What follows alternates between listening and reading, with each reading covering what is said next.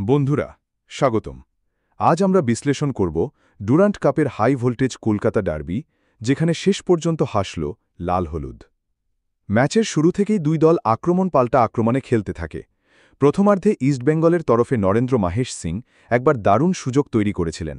ডান দিক দিয়ে ঢুকে ক্রস দেন, কিন্তু সেটাকে সঠিকভাবে ফিনিশিং করতে পারেননি দিয়ামান্তাকোস। এটি ছিল ম্যাচের প্রথম বড় মিস।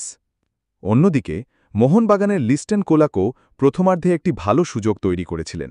তার পাস থেকে পেনাল্টি বক্সের ভেতর বল পৌঁছলেও গোল করতে পারেননি সহ খেলোয়াড়রা। প্রথমার্ধের মাঝামাঝি সময় ইস্টবেঙ্গল পেল বড় সুযোগ। পেনাল্টি কিক নেন গ্রিক স্ট্রাইকার দিয়ামান্তাকোস। নিখুঁত শটে তিনি গোল করে দলকে এগিয়ে দেন। দ্বিতীয়ার্ধে ম্যাচ আরও জমে ওঠে। ৫৮ মিনিটে লিস্টন কোলাকো আবার একটি দারুণ ক্রস দেন, কিন্তু ইস্টবেঙ্গলের গোলকিপার প্রভু সুখন গিল এবং ডিফেন্ডার কেভিন সিবিলে একসঙ্গে বল ক্লিয়ার করে দেন। নিশ্চিত গোল থেকে বাঁচে ইস্টবেঙ্গল। তারপরই সুযোগ আসে মোহনবাগানের।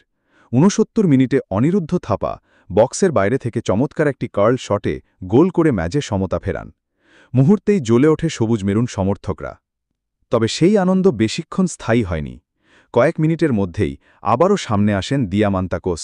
গোলের সামনে সুযোগ তৈরি করে নিজের দ্বিতীয় গোলটি করেন। স্কোর লাইন দাঁড়ায় ২-১। ৭২ মিনিটে আশিস রায় মোহনবাগানের হয়ে একটি দুর্দান্ত শট নেন, কিন্তু আবারও গিলের সেভে বঞ্চিত হয় দল। এই সময় মোহনবাগান একের পর এক আক্রমণ চালালেও গোল পায়নি।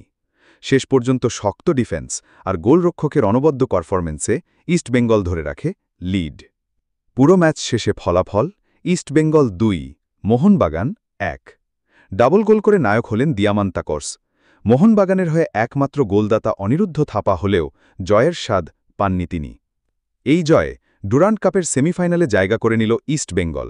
লাল হলুদ সমর্থকদের কাছে এই জয় কেবল একটি ম্যাচ নয়, এটি আবেগ, ঐতিহ্য